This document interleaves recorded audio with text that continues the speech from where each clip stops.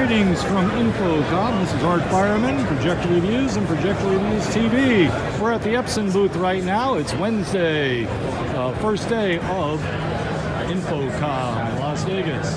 All right, we are standing now in front of Epson's newest and most spectacular projector ever.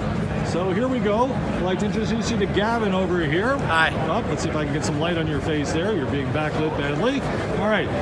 Gavin's going to tell us all about, first of all, this particular projector, and I'll throw in my usual wise-ass comments. Okay. While he's talking, mostly I'm just going to show you this is a true 4K projector. It is 12,000 lumens. It's called the Pro L12000Q. All right, it's going to ship in December. Why don't you tell us something else about it? Thanks, Art. It's good to see you again. So we're really excited. It's an entirely new platform for Epson that we're announcing here at Infocomm 2018.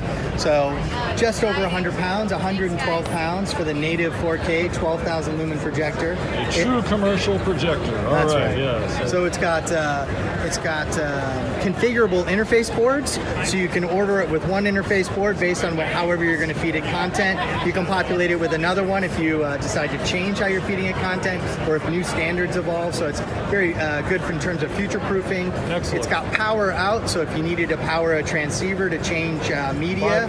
Usual 5 volt? It's actually 500 milliamp. So it's got Ethercon, so an Ethercon connector which locks the Ethernet in if you're running via HD-based T. So very sophisticated features. It has a mechanical shutter, so if you have it up in truss, it will physically prevent laser strikes from other lighting and equipment like that.